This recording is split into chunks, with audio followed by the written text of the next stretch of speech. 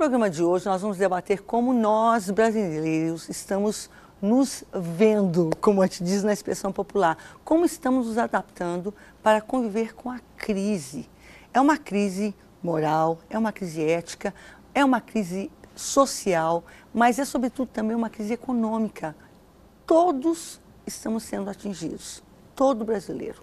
Há uma pesquisa que aponta que, na América Latina, o Brasil é o país mais atingido, em que toda a população se sente atingida. E olha que tem muito país em crise, eu creio que exceto a Venezuela, pensando bem. Mas, enfim, como é que você vê essa questão? Como é que você está se adaptando ao que está acontecendo no Brasil? Nós vamos ao informativo e a gente volta com esse debate importante e relevante para esse momento.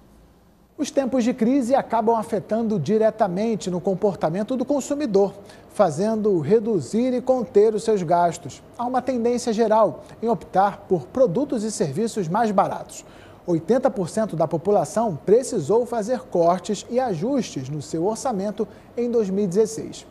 Outro levantamento aponta que 80% dos brasileiros agora esperam por promoções para comprar bens de maior valor e 68% adiaram a aquisição de itens como carros, móveis, eletrônicos e eletrodomésticos por conta da crise. Pisar no freio com relação aos gastos é a prática mais comum em períodos de recessão. O comportamento do consumidor em época de crise é pensar duas vezes antes de entrar em uma nova dívida. Isso.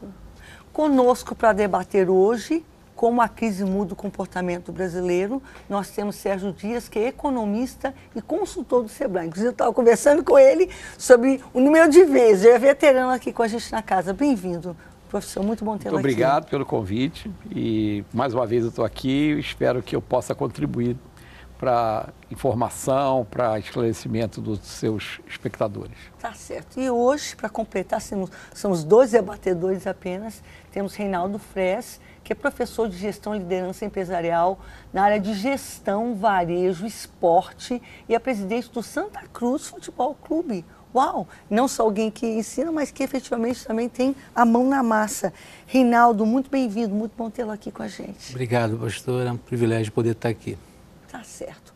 Bem, como é que o brasileiro está enfrentando a crise? A gente tem muitos estudos, um dos que mencionaram aí no nosso informativo, eu vi na minha pesquisa que aponta que dos países da América Latina, os brasileiros, no momento, é bem recente a pesquisa, se dizem, na verdade, lembrando bem agora, a Venezuela não está no grupo, mas tipo Brasil, Argentina, Uruguai, Chile, México estão.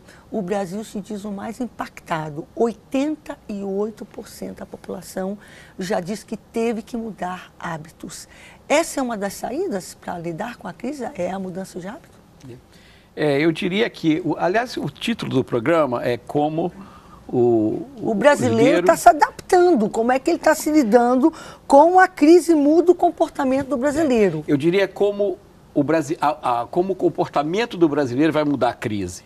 Porque é a partir daí, eu inverteria essa ordem, né? Porque eu acho que é a partir do comportamento da gente, do brasileiro, é que nós vamos reverter essa crise. Porque essa crise, como você bem estava falando ali no início, ela é uma crise dentro da outra. A gente não pode, então, apenas se ver como vítima. Não, a gente tem que entender que é protagonista. Com certeza, com certeza. E se a crise está sendo ruim para uns, está sendo boa para outros, né? Então também tem isso. É sempre assim, sempre tem uma janela de oportunidade na crise. Felizmente, não sei. Mas como você estava falando no início, essa crise, na realidade, é uma sucessão de crises. Eu não diria nem uma sucessão. É como se fosse aquela boneca russa mariótica, né? É uma crise dentro da outra, né? E você tem uma crise moral, você tem uma crise política. Você abre, mas não termina a crise. Então você tem uma crise dentro da outra. Você tem uma crise ética, uma crise moral, uma crise social, uma crise econômica por fora, que é a que afeta a gente diretamente. Mas as outras estão afetando também, né? E essas outras é que talvez tenham causado essa casca maior de fora, que é a crise econômica. Eu vejo muito por aí. E eu acho que é a partir da mudança do nosso comportamento ou da nossa atitude é que nós vamos sair dela. Entendi. Eu acho que a primeira reflexão que temos que fazer é que entender que a crise, né, ela é justamente resultado de um comportamento. né, de uma atitude no passado que foi se somando até chegar a esse momento. E eu percebo que dentro da linha do Sérgio também, que ele fala, nós vamos chegar ao fundamento de toda a crise, liderança. Que é justamente uma das perguntas que eu já falei em seguida. Por que entramos na crise? Então, você elenca a questão da liderança. Claro que o protagonismo, assumir o papel de não ser apenas vítima, o que estão fazendo comigo, o que estão fazendo com o nosso país. É o que estamos fazendo, porque também somos parte dele. Mas liderança, então, é uma questão vital. Com certeza, né? A gente percebe que as crises estão impregnadas em todas as instituições da sociedade, né? A gente vê crise na família, na igreja, em todas as esferas, né? No esporte, a gente vê no governo do estado, no município, na União, mas justamente porque se perde a questão da ética, da moralidade, né? Daquilo que é de interesse pessoal particular por interesse público, porque um líder de fato ele não pensa muito em si. Ele pensa no legado, ele pensa na geração, né, posterior que virá. Mas não é isso que a gente tem visto, né, professor? Vamos combinar. O que a gente tem visto, na verdade, é que, e é óbvio, ninguém pode também ser injusto. A gente sabe que, até porque, quando um governante faz algo, é a obrigação dele fazer. Ele foi colocado, não faz nenhum favor. Ele foi colocado para isso, pelo menos eu vejo dessa forma. Então, ele, no mínimo, ele tem a obrigação de fazer. Mas há aqui no Brasil há de fato um pensamento, uma forma de ver, ele rouba, mas faz, pelo menos faz. Porque há quem rouba e nem fazer faz. Como é que nós chegamos a esse ponto? É admissível? É porque a construção do mito, né? Cria-se o mito, né? A iconolatria, e o indivíduo que deveria pensar em servir, ele acaba fazendo isso onde ele dá alguma coisa para o indivíduo, principalmente nas classes mais baixas, e gera numa consciência coletiva de que existe uma dívida eterna a esse ícone, a esse indivíduo. E aí a gente sabe no que vai dar. Eu fico pensando, por exemplo, quando eu percebo que todo o sucesso que eu tive devo aos meus irmãos mais velhos e principalmente à minha mãe. É uma dívida impagável, mas ninguém me cobra isso, nem meus irmãos, né, e nem minha mãe, porque é voluntário, é uma coisa voluntária. Uma coisa? Eu concordo com você, nunca esqueçam, que a gente não pode esquecer de onde veio. Mas você chegou também onde chegou pelo teu esforço, pelo teu trabalho, porque você estudou, você ralou, eles podem ter investido muito em você e você não dá nada, porque você não se esforçou, você não fez a sua parte. Né? Então, eu vejo esse equilíbrio de situações. Porque justamente uma liderança de alto impacto, uma liderança eficaz, ela provoca no indivíduo esse protagonismo, como o Sérgio falou. Ele faz o indivíduo sair do ponto A e ir ao ponto B. Porque ele tem essa capacidade de motivar, de fortalecer valores, né? E de criar empatia, de se colocar no lugar do outro, de ter uma consciência social, uma consciência coletiva, coisa que não está. As pessoas estão muito egoístas. E a gente caminha nós estamos numa rota de colisão. Se não surgir líderes com uma nova perspectiva, com um novo perfil, a sociedade caminha para uma rota de colisão. A gente está vendo o que está acontecendo nos índices aí de violência e outros índices. Eu gostei dessa colocação dele aí, e uma das crises que estão dessa bonequinha lá dentro é uma crise de liderança. Hoje não temos líderes. A gente não tem aquele líder onde a gente se inspira nele. Mas vem cá, e essa coisa até, não sei usar essa palavra, mas um tanto messiânica que o Brasil tem com político, eu acho que isso é um pouco de problema, né? Não, porque de alguma forma, tá bom, precisamos de e eu concordo com vocês. Há uma crise de liderança. Nos faz lembrar o Oswaldo Aranha, porque o Brasil está sendo um deserto. As lideranças que a gente está hoje tendo aí, quer dizer, as pseudo-lideranças são lideranças negativas, não são lideranças para levantar, são lideranças para derrubar. Infelizmente. Eu concordo. Mas vamos lá, e nós sabemos que o ano que vem se avizinha já um ano eleitoral importantíssimo. Que eu acho que é a hora do comportamento é agora a hora de pensar. Exatamente, é o momento. Tá, porque estamos impactados. Vamos um pouquinho mais nos aproximar do tema, que de alguma forma tudo está relacionado, mas como o brasileiro está se havendo para lidar com essa crise. levado em conta, obviamente, o que o senhor falou, que nós é que vamos mudar com o nosso comportamento. O nosso comportamento é que vai mudar a crise. Mas, levando em conta a realidade que agora estamos vivenciando, o que vocês percebem como sendo... por exemplo, a gente sabe que as diferentes classes são impactadas de diferentes maneiras. Então, por exemplo, o que é supérfluo para um é necessário, é essencial para outro. Essencial para outro. Então, de repente, para uma classe A falar, acho que esse ano não vou para a Europa. Bem, entendeu? Já a classe B, essa semana nós não vamos... hoje não vou jantar. Hoje é quarta-feira, não vamos sair para jantar, vamos só domingo. Enquanto que C e D, e daí eu falo, quer dizer, o que é supérfluo para um, o outro nunca nem faz. Sim. Como é que, independente desse aspecto, o que o brasileiro, o que vocês que atuam, são gestores na área de economia, o que vocês aconselham para esse ajuste, o que é necessário para esse momento? Eu vejo, eu vou olhar para um lado que eu trabalho muito, que é o lado empresarial, né? As pequenas empresas, que também reflete o empresário, quer dizer, as pequenas empresas na realidade são o próprio empresário. O que está acontecendo hoje, quer dizer, com as pessoas e também com as pequenas empresas... Que são importantíssimas para um país, que a gente pensa só no Exato, grande industrial, são os que mais empregam. Mas aquele grande industrial um dia foi um pequeno empresário. Então, o que acontece? Como você colocou, existe uma escala de necessidades, né? Quer dizer, que é a escala de Maslow, né? Uhum. Que você tem a base e depois o topo, né? Lá em cima você tem já as necessidades, vamos dizer, de status e tal, mas embaixo tem as necessidades de subsistência, né? A casa, a comida, a roupa, né? O que está acontecendo hoje, quem está enfrentando a crise, ele está selecionando o que ele vai poder comprar, o que ele vai poder se apropriar. Então, isso em várias escalas. Você acha, então, que a essa altura todas as classes brasileiras, de alguma forma, já estão encarando isso? Não, com certeza a crise afeta de uma forma geral. Só que existe uma seleção do que você deixa de fazer. Se um deixa de ir para a Europa, o outro deixa de jantar. Quer dizer, nas diferenças de escala, né? O que está lá no topo está deixando de fazer alguma coisa, vamos dizer, de lazer, de status, o outro está deixando de fazer uma coisa de subsistência, na base. Então, a primeira coisa que está acontecendo é uma mudança de comportamento no consumo. Então, você está deixando de consumir certas coisas que você consumia dentro da sua classe e você para de consumir para consumir outras que são mais necessárias. Você começa a ser seletivo. E mesmo dentro disso que você consome, você começa a fazer uma seleção de menor preço. Você busca promoção, exatamente, você busca desconto à exatamente. vista, Você procura gastar o mínimo possível. Isso é o primeiro problema do comportamento. O outro aspecto do comportamento é que algumas pessoas, nem todas, estão procurando uma saída. Quer dizer, como eu saio desse estado, né, dessa situação? Então, eles estão procurando uma alternativa estão efetivamente estranguladas mesmo, endividadas. Exatamente. Aí eu tenho que ter uma saída, né? Então, eu vou fazer alguma coisa para poder ter um ganho extra, para poder voltar a consumir aquilo que era o básico para mim. Entendi. A gente vai precisar de um intervalo, mas a gente volta já te ouvindo. Voltamos já. Cabeça pra cima. Cabeça pra cima. E aí, como é que a crise está mudando o comportamento do brasileiro? E como é que a gente está se adequando para poder sobreviver? Não é nem viver.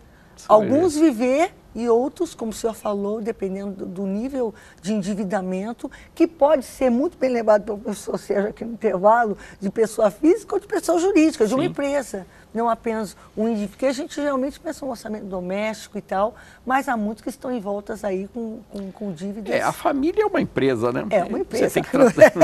Mas vamos lá, a gente tinha ficado de voltar com o Reinaldo, com o professor Reinaldo, a respeito justamente da questão da adequação. Comportamento, né? E atitude que temos que ter. Quem fracassa em planejar, planeja em fracassar. Eu acho que a primeira coisa que tem que se fazer é justamente criar um planejamento para se sair da crise. Tragédia anunciada, portanto, se você não planeja. É isso aí. São contingências que você vai ter que fazer dentro da sua vida pessoal, profissional, familiar, empresarial, para você poder não depender de ambientes externos, né, de políticas externas, para que você, por si só, pela sua atitude, pelo seu mérito, pela inovação, você consiga isso. Certa vez alguém me disse na minha empresa, e eu percebi, que eu deixava de ter um crescimento sustentável na minha empresa, porque alguém disse: Reinaldo, você vive apagando incêndio. Você tem que liderar a sua empresa. Você tem que planejar, pensar na frente. Né?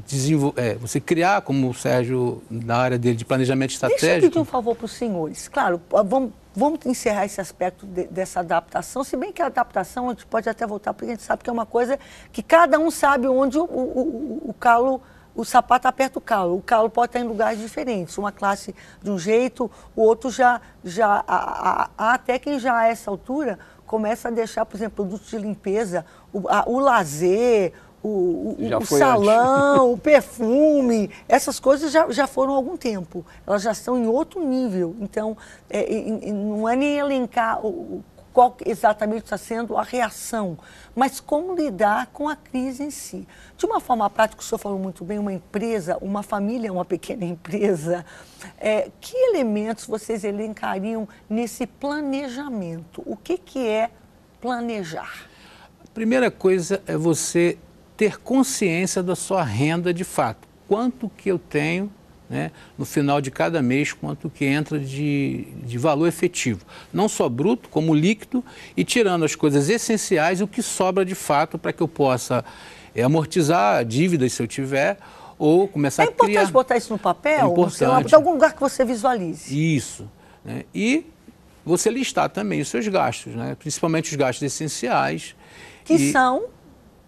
Eu estou sendo bem, mas eu estou tentando ser didática para quem está em casa. Né, moradia, as contas educação, fixas, luz, água. Operação, que é luz, água, telefone, porque hoje, né, temos uma demanda disso, precisamos disso constantemente. Se você não tiver hoje sem telefone, você não consegue ter seus contatos. Né? Então, a primeira coisa... Na verdade, diga-se hoje é fazer celular, esse planejamento, né? Listar, né?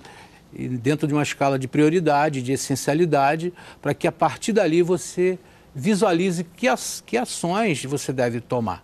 E aí você começa a caminhar nesse processo, que é um processo. E o processo geralmente é doloroso. Com esse processo inverso? Pessoas, você percebe isso? O que eu ia dizer com processo inverso? A gente pensa, bem, isso aqui é o que eu preciso pagar. Em vez de você pensar, não é assim, isso aqui é quanto eu tenho, então quanto é que eu posso gastar com cada coisa. Isso em vez de... Porque a gente pensa sempre de apagar um incêndio, de correr atrás. Como é que a gente faz para inverter essa tabela na nossa cabeça, no nosso comportamento? Você entendeu a pergunta? Sim, eu acho que isso daí é uma coisa que está dentro dessa mudança do comportamento. Do né? brasileiro. Do brasileiro. Do brasileiro em geral, não, porque eu acho que só do brasileiro não, porque eu acho que outros povos também, muitos fazem isso. Mas estamos falando só do brasileiro. Normalmente a gente pensa ao contrário, né? Quer dizer, isso aqui dá para eu pagar. Ele vê o tamanho da prestação e diz, isso aqui dá para eu pagar, a prestação é baixa. Só que aquela quantidade de prestações baixas que ele está pagando, na realidade, ele está comprometendo a sua renda, que não cresce da maneira como ele cresce a dívida.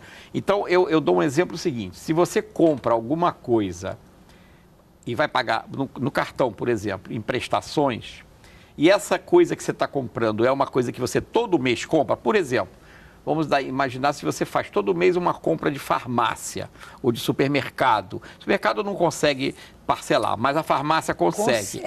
Então você vai todo mês na farmácia comprar aqueles remédios ou aquelas coisas que você usa normalmente de higiene pessoal, né? Então você tem uma conta lá, sei lá, de 100, 200 reais. Aí você parcela em 3 vezes.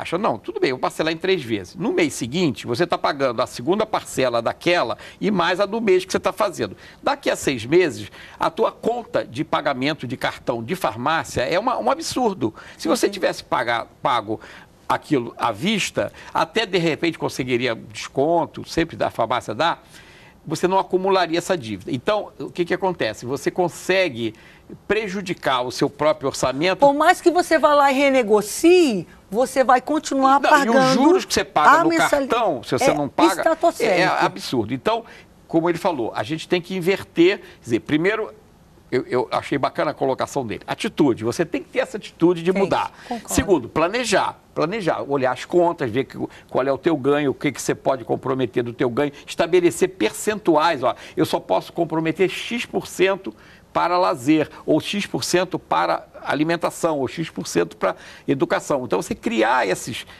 limites de cada conta para você administrar esse orçamento. E, como ele falou também, você tem que inovar no final. Você tem que ter atitude, planejar e inovar. O que é o inovar? É você tentar fazer diferente. Aquilo que você fazia de uma forma, fazer de outra. Em vez de correr atrás de apagar um incêndio, exatamente, inverter. Então, a gente vai viver sempre num ciclo, né, sempre repetitivo, né, porque, segundo Freud, o que é insanidade? Insanidade é você continuar fazendo as mesmas coisas e esperar resultados diferentes. Nunca vamos ter resultados diferentes fazendo a mesma coisa.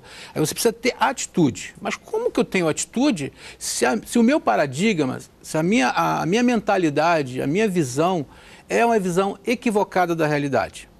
Porque, por exemplo, né, eu vejo um erro muito comum, as pessoas anexarem o que tem de limite do seu cartão ou do seu cheque especial ao seu gasto mensal, a sua renda. Pensar, porque o juro que está embutido ali é...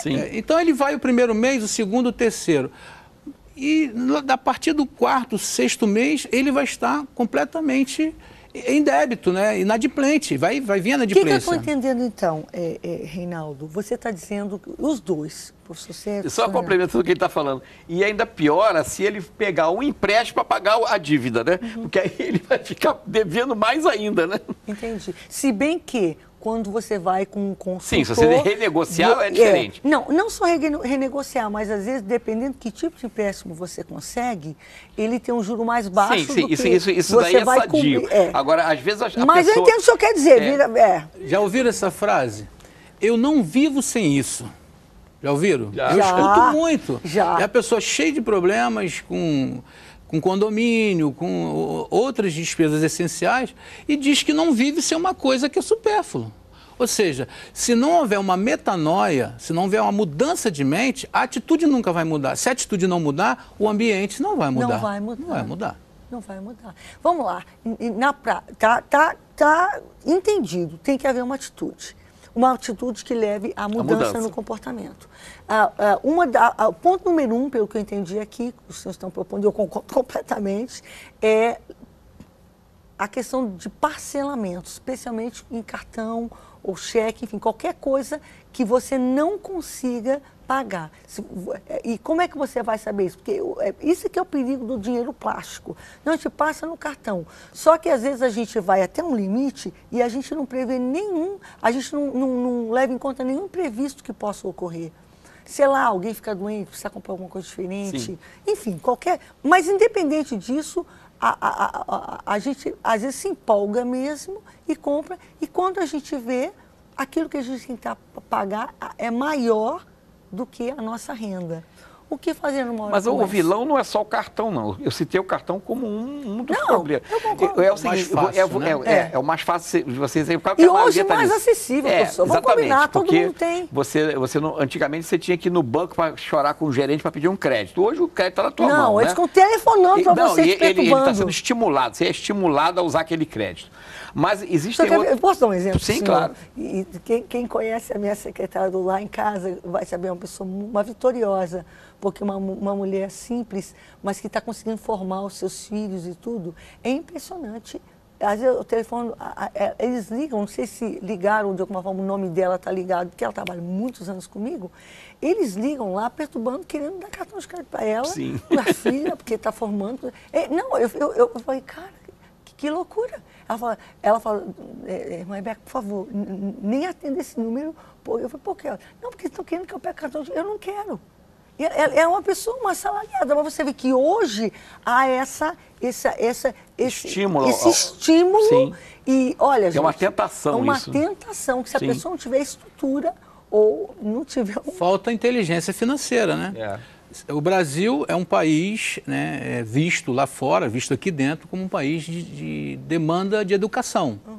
E não seria diferente nas finanças. Nós não temos educação Agora, financeira. Mas ela é controlada, minha secretária, eu admiro ela Nós não temos firme. educação financeira. Entendi. Então, quando o banco, né, ou uma financeira percebe um bom pagador, ele fica estimulando, né?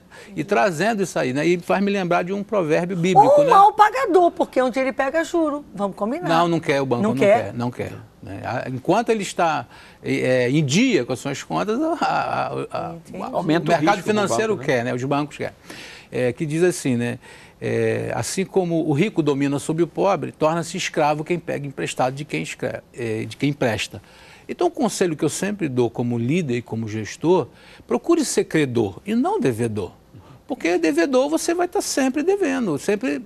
Vamos fazer o seguinte, eu vou até um pouco mais cedo para esse terceiro bloco, porque eu gostaria de voltar justamente dentro da orientação de vocês. Eu percebo que vocês são conselheiros de empresa, de coach, até, Eu só enfim, queria orientam pessoas. fechar esse Claro. assunto, que eu estava falando do cartão de crédito, que ele não é o único vilão. A gente precisa pensar no seguinte, tem certas coisas que a gente consome que não são necessárias, né? Por exemplo, você às vezes paga assinatura de um jornal, de uma revista que você não lê, ou paga a assinatura de uma TV ou de um programa que você não vê. Então você acaba... Você tem uma assinatura de TV que tem 1000 canais que você nunca não nem vê. olha. Então, aí você deve ter planos que você pode ter mais barato. Então, a gente tem que começar a olhar, isso está dentro do planejamento, olhar cada despesa que a gente tem, o que você pode tirar fora dela. Concordo. Tá certo? Concordo. Porque, às vezes, você está pagando por supérfluos que você não usa, você podendo estar pagando um plano onde cabe exatamente o teu orçamento e é o que você vai usar. Então, isso faz parte também dessa cultura que tem que ser modificada. Concordo. E você analisar e selecionar os seus gastos, porque provavelmente você está gastando muita coisa que você não está Pequenos usando. furos são mais arriscados a afundar um navio do que os grandes, porque os Exatamente. grandes mobilizam todo mundo a consertar. Agora, os Entendi. pequenos, você não Você não percebe. dá bola e quando você vê, Não está dá bola, esvaindo água vai, para todo lado. aí. Mas o senhor findou antecipando, que é justamente esse conselho prático que a gente quer trazer como estancar. São as duas questões, a questão preventiva, que a gente de alguma forma vem tocando, mas diante de alguém que está efetivamente endividado, não tomou ação, digamos, não tomou uma atitude e agiu e já se vê numa situação em que já cortou supérfluos e tal, mesmo assim se encontra ali, né, com a dívida, o credor na porta realmente. Como estancar a sangria? A gente volta já já. Cabeça pra cima. Cabeça pra cima. E aí, como é que nós, brasileiros, estamos tendo que nos adaptar a essa crise? E nós não falamos de crise, estamos falando da situação já crítica que muitas pessoas enfrentam, até porque perderam a renda, estão desempregadas, ou o pagamento delas está em atraso, como é o caso de tantos trabalhadores até do Estado, do Funcionário do município do Rio de Estado, né? Janeiro, né, aqui onde estamos gravando Cabeça para Cima de hoje. Como é que se lida com um momento crítico, um momento de crise, em que uma pessoa se vê endividada, né, e a renda dela é menor do que ela precisa para cobrir as dívidas? Eu acho que a primeira coisa entra aí a questão de um mentor, de alguém que possa estar dando esperança a essa pessoa. Porque o que a gente percebe é que a sociedade está desesperançosa. Então, se você não tem esperança ou perspectiva de que as coisas vão melhorar, a tendência é você cada vez ir para um abismo mais acentuado. Então, você tem que criar dentro de você que essa crise, de repente, pode ser uma grande oportunidade para a sua vida.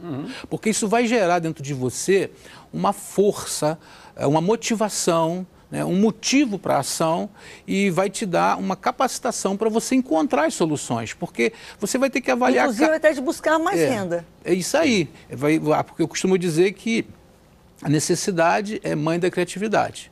É quando as coisas ficam muito difíceis é que você começa a olhar a vida de um outro ângulo e ali você pode extrair, né, da vida coisas que você não conseguia extrair. Então, acho que a primeira coisa é você renovar a sua esperança, você não se abater, porque se você ficar abatido, aí realmente a crise tende a piorar. Coisa boa. Primeiro conselho, portanto, é manter a cabeça erguida, tentar manter a calma e ter esperança em realmente buscar saídas. um dia desse eu estava assistindo um programa e efetivamente o entrevistado falou assim, eu aconselho que você corte os seus cartões de crédito, ou seja, se desfaça deles. É algo que pode ser necessário ser feito? Eu não diria cortar o cartão, mas disciplinar o uso dele, né? Porque você usar o cartão como Mas, professor, disciplinar o uso, se a pessoa está na questão, porque não conseguiu disciplinar. Usar, mas não parcelar, não se endividar mais, né? Dentro da linha que ele estava colocando, né, de você ter essa atitude de mudar, de buscar uma saída, existe essa forma de você olhar na crise, como ele colocou, dentro da crise tem sempre uma janela de oportunidade. Você buscar nessa crise o que eu posso me beneficiar com essa situação. Em alguma coisa você vai conseguir olhar e entender que você pode se apropriar de alguma oportunidade que a crise te oferece. Toda crise oferece oportunidade. Claro, você tem que estar enxergando isso, tem que estar preparado para isso. Tanto né? que muitas pessoas justamente fazem a sua fortuna... Exatamente, na crise. Comprando empresas quebradas e levantando. Você está vendo aí que os chineses estão querendo vir para o Rio de Janeiro comprar o que Sedai, Light. Por quê? Porque nós estamos numa crise e vamos vender isso barato. A minha opinião é ser radical. Quebra o cartão. Você acha que você concorda? Eu quebro o cartão mentalmente, né? Eu não Pronto, jogo ele fora, entendi. mas eu quebro ele mentalmente. Mas se a mentalmente. pessoa sente que não vai ter condição, então... Então, é o que eu vou dizer. O que acontece quando um consumidor vai para um supermercado comprar com a barriga vazia? O que acontece? Ele compra mais do que precisa. Ele compra mais do que precisa. Então, se o problema é indisciplina, se o problema é estímulo, eu tenho que evitar esse contato com coisas que me estimulam ao consumo. E o cartão é um. Pelo menos naquele momento eu quebro. Depois que eu tiver o aprendizado, né, a educação financeira, a inteligência financeira, aí sim. Né? Porque se você não o fizer, você não tem força, até porque você está fragilizado, você está num momento de disfuncionalidade das suas emoções, da sua perspectiva. Eu vou contar a história de uma amiga. Dela não vai, se ela assistir, ela não vai ficar triste, não. Mas ela está me contando que ela descobriu, enfim, mudou de casa, e ao mudar de casa, ela findou não dando atenção para o IPTU do novo imóvel. E ela tinha um problema também, que devido ao trabalho, a correspondência, muitas vezes era entregue, tinha cachorro, sei que a gente não deixava, ficava com o vizinho, que era relapso, não entregava. Você que nesse bololô, ela perdeu de vista o pagamento de 2, 3 anos do IPTU. Quando chegou, obviamente, chegou a conta com os juros, as correções e tudo mais, né? E ela foi tentar negociar e tal, e chegou lá e realmente não conseguiu negociar. E o local que ela foi era um desses locais cidadãos no shopping. Daí ela ficou muito chateada, ela me contando, de não ter conseguido negociar. O que ela fez? Eu digo, vou andar pelo shopping um pouquinho. Ela foi na Zara e comprou um sapato. A gente brinca, desculpa ter citado o nome da loja, mas assim, não, porque eu precisava levantar meu astral. A gente tem um pouco essa coisa, a mulher tem, mas não é só a mulher, não. O homem tem também. O consumo, de certa forma, quer dizer, o consumo de alguma coisa que te gratifica, ele acaba compensando, é um efeito compensador daquela coisa, como às vezes, quando eu estou deprimido eu como muito, quando eu estou deprimido eu saio para fazer compra e gasto muito. Entendi. Por quê? Porque você tenta se aí que vem a mudança, sim, né? Que claro. Ele falou, você... Tem um provérbio, a crise é financeira, não é isso?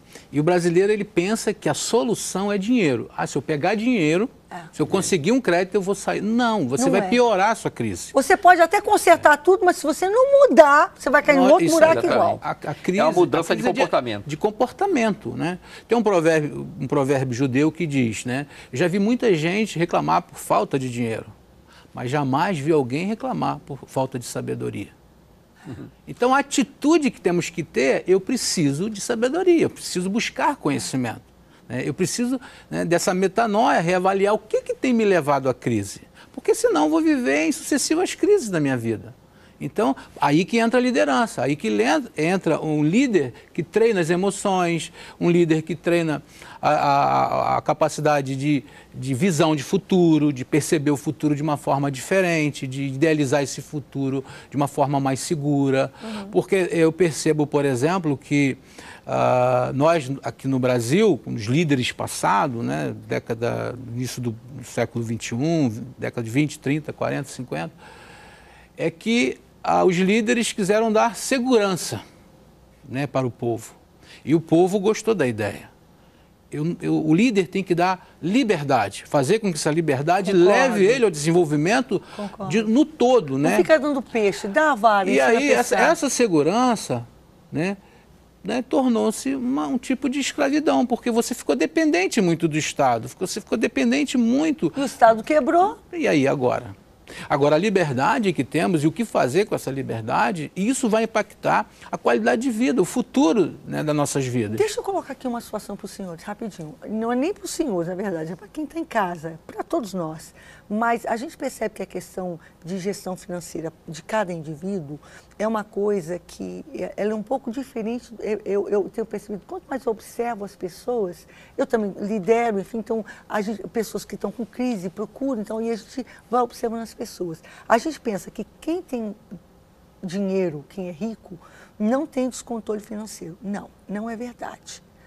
Essa é uma coisa que é inerente a características individuais. Cada pessoa possa ter. Então, existem pessoas que, por família ou por trabalho, porque trabalham muito, são muito inteligentes, geram recurso, têm bastante dinheiro, mas são descontroladas. E nunca estão com a vida financeira em ordem. Enquanto que tem uma pessoa que às vezes ganha muito menos ou ganha pouco, tem uma vida muito simples, mas tem uma vida controlada. Sim. Tem os seus pagamentos em dia. Então, porque são mitos que são criados e a pessoa... Então, mitos sobre o dinheiro. Isso. Como é que é isso? Então, essa questão do controle, da capacidade de gestão e de controle sobre tudo que cada pessoa. Eu acho que isso passa muito por educação e pela cultura também, né? Eu tenho... Nós não temos, por exemplo, uma cultura de poupar. Não. Perdão que eu lhe interrompi, mas... Sim, exatamente. Eu ia colocar exatamente isso. Eu tenho um livro que eu escrevi ano passado sobre inovação.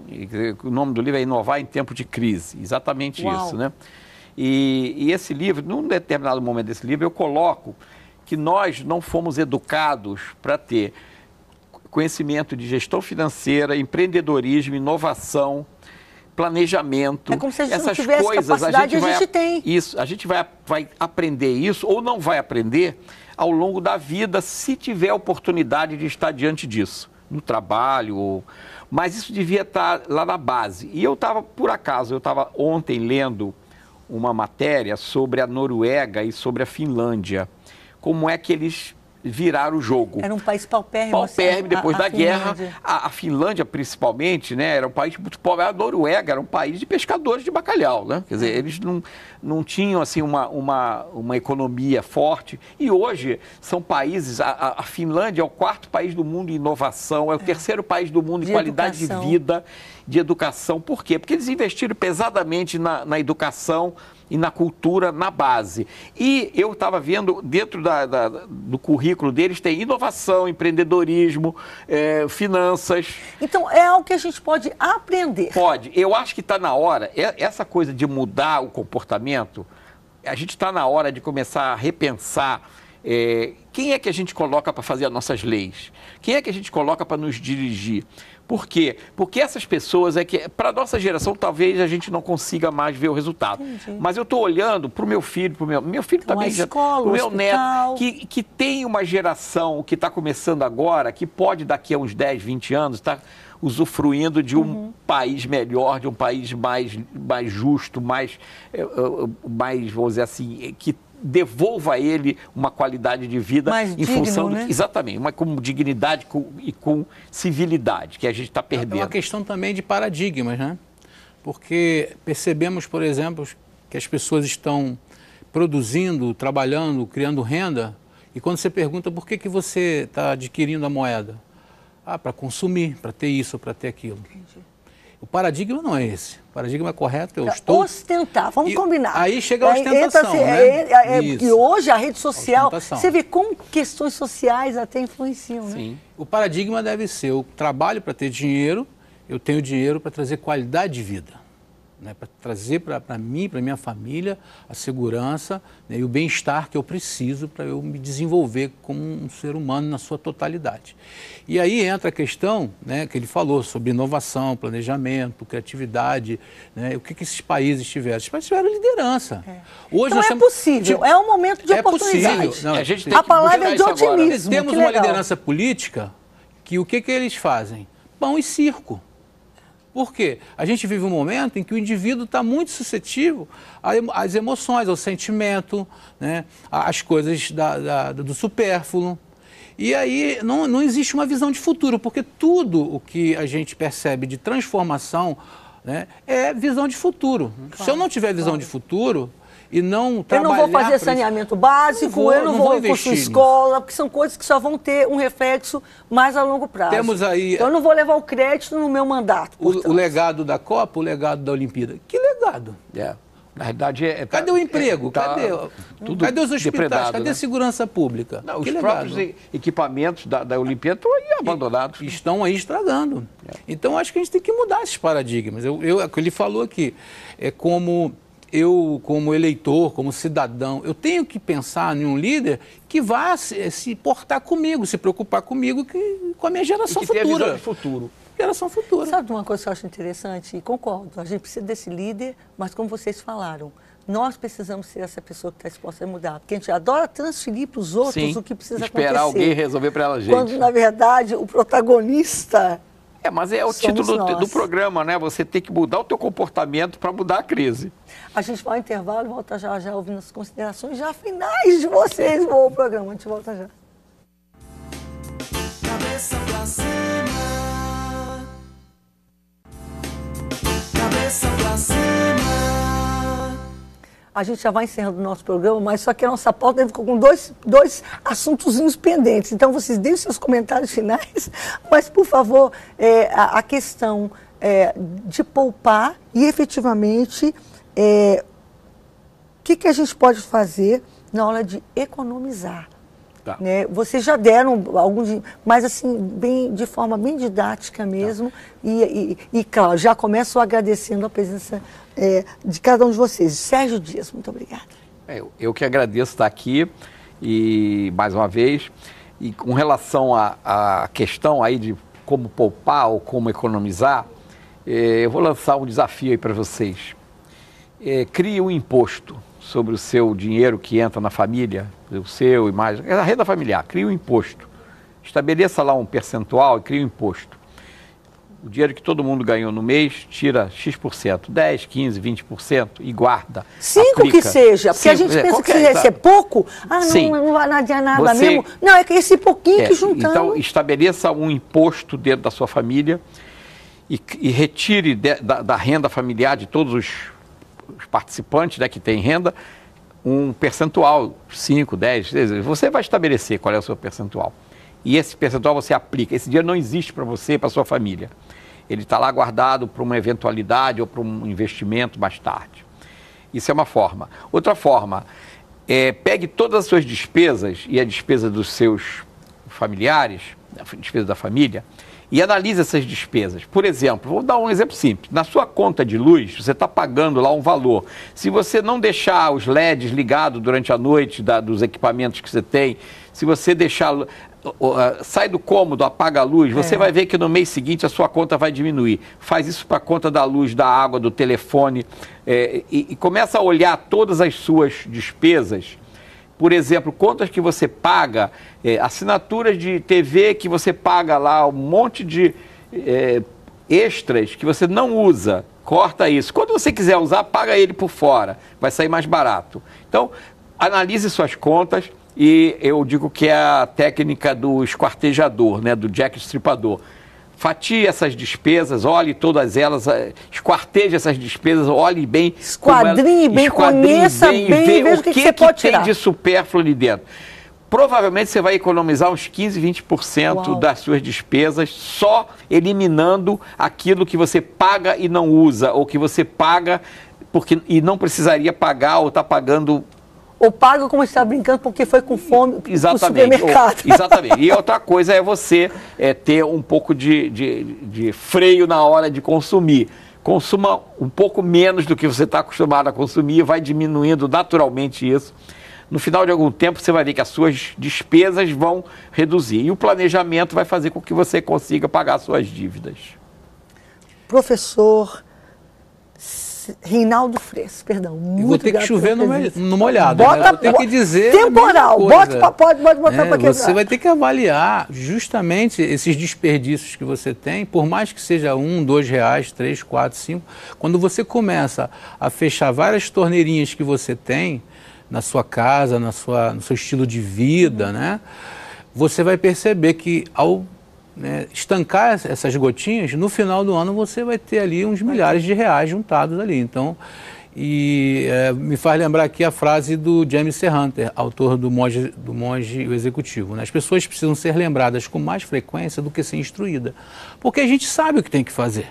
Então, aí entra a figura do líder. Eu tenho um enteado de 13 anos, quando ele entra no chuveiro, ele fica horas e horas. Aí minha conta de gás vem alta, minha conta de água também vem alta. E aí eu tenho que ficar lembrando ele, e instruindo, conscientizando. Então, o primeiro aspecto aí é conscientização, né, para poder a gente sair da crise. Eu tenho até vergonha de compartilhar isso, mas eu vou compartilhar que eu acho que é pertinente. Semana retrasada, eu liguei para o meu cartão de crédito, porque eu estava com um problema surgiu um problema e eu queria resolver um dos problemas, e até recebi a mensagem de texto dizendo que, né, de um dos meus, que não vinha. E nesse processo, eu conversando com o rapaz e tal, falando, não, porque reclamando e tal. Daí o moço veio para mim e falou assim, senhora, eu estou vendo aqui que a gente podia renegociar o custo, o pagamento do seu cartão, porque quando você tem cartão de crédito, não é de graça não, você sabe que você paga uma anuidade. Eu falei, senhor, é exorbitante a minha anuidade, como é que o senhor quer renegociar? Ele falou, não senhora, eu vou renegociar para menos, lhe dar um desconto. Eu, é? Vocês não vão acreditar, ele me deu um desconto de 70%. E se você ameaçasse cancelar o cartão, ele te dava liberdade por 2 anos de taxa? Eu falei, e o outro? Porque eram dois, um eu recebi a mensagem, o outro não estava conseguindo, porque estava com outro cadastrado, teve uma confusão, só sei que eu corrigi. Mas nessa história, um diminuiu para 70% e o outro 50%. Falei, eu vou ligar de novo dizendo que outra pessoa... Você pode Quer zerar. dizer, você está entendendo? Eu falei, ué, eu estava dando esse dinheiro assim de mão beijada, de bandeja, todo esse tempo? Uma atitude assim, muito positiva para a gente dar uma guinada financeira é não fazer conta, por exemplo, de um café. Quanto me custa um café? Quanto custa esse café multiplicado pelas vezes do dia, pelas vezes do mês e no ano. Aí quanto que eu gasto de café no ano? E aí eu vou perceber que eu poderia tomar um café a menos, até porque o médico já me recomendou que eu não tomasse tanto café. Aí você vai perceber que você começa a agregar valor, né? Financeiro à sua vida. Isso é o esquartejar a despesa, né? Você vê o que... Não, mas muito elucidativo o programa, muito obrigada. Obrigado a vocês. São conselheiros de empresa, enfim, e é muito legal ter os senhores aqui, obrigada por compartilhar. E essa palavra que eu achei fantástica, que foi o que abriu o programa e da gente fechar, de ser um momento poderia aproveitar a oportunidade claro. sobre educação executiva? Claro, 2 minutos o senhor tem. Nós vamos ter aqui no Vogue Square, no Espaço Vogue, na Barra da Tijuca, um lugar top, um congresso de educação executiva, né? E é o Congresso Alfa. As pessoas podem entrar lá, é congressoalfa.com.br. E justamente a gente aborda o aspecto essencial da liderança e transformação para que você tenha uma vida de qualidade. Tá certo. Lembrando, claro, que é um momento de ter esperança, não de ficar desesperançado. É isso aí.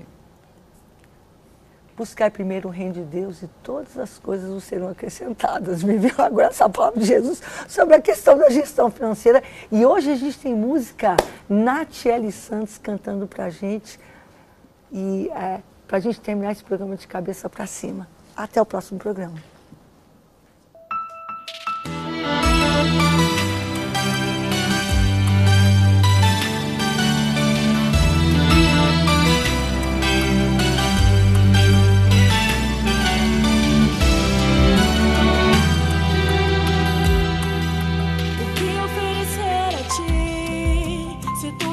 Existe é teu, magnificado Rei de todos, tu és Deus. Fez o céu um trono seu, descansou seus pés aqui, como Deus tão grande quis fazer morada em mim.